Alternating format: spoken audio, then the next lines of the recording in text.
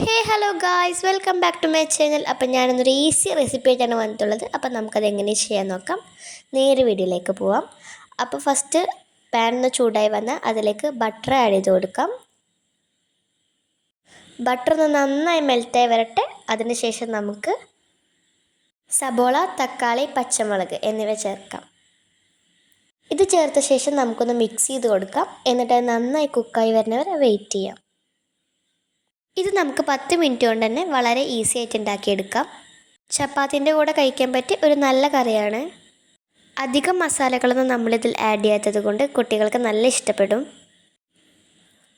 നമ്മളിതിൽ ഓയിലൊന്നും യൂസ് ചെയ്യുന്നില്ല, ബട്ടർ മാത്രമാണ് യൂസ് ചെയ്യുന്നുള്ളൂ. ഇപ്പോൾ ഇത് നന്നായി കുക്കായി വന്നിട്ടുണ്ട്. ഇനി നമുക്കിതിലേക്ക് 1/4 സ്പൂൺ മഞ്ഞൾപ്പൊടി ചേർത്ത് കൊടുക്കാം. ഇനി നമുക്കിത് നന്നായിട്ട് മിക്സ് ചെയ്ത് കൊടുക്കാം. ഇനി ആവശ്യത്തിനുള്ള ഉപ്പ് ആഡ് ചെയ്ത് കൊടുക്കാം. എന്നിട്ടൊന്ന് നന്നായി മിക്സ് ചെയ്യാം. ഇനി അടുത്തത് നമ്മൾ ഗരം മസാലയാണ് ചേർക്കുന്നത്. പിന്നെ നന്നായി ഒന്ന് മിക്സ് ചെയ്യാം. ഇനി നമ്മളിതിലേക്ക് ഫ്രഷ് ക്രീമാണ് ആഡ് ചെയ്ത് കൊടുക്കുന്നത്. അപ്പോൾ കുറച്ചധികം തന്നെ ഫ്രഷ് ക്രീം നമ്മളിതിലേക്ക് ആഡ് ചെയ്യുന്നുണ്ട്.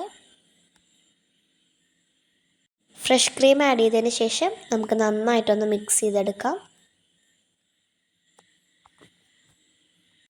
നന്നായിട്ടൊന്ന് മിക്സ് ചെയ്തതിന് ശേഷം നമുക്ക് കസൂരി മേത്തി ആഡ് ചെയ്ത് കൊടുക്കാം. കസൂരി മേത്തി ആഡ് ചെയ്തതിന് ശേഷം നമുക്കിത് നന്നായിട്ടൊന്ന് മിക്സ് ചെയ്ത് കൊടുക്കാം.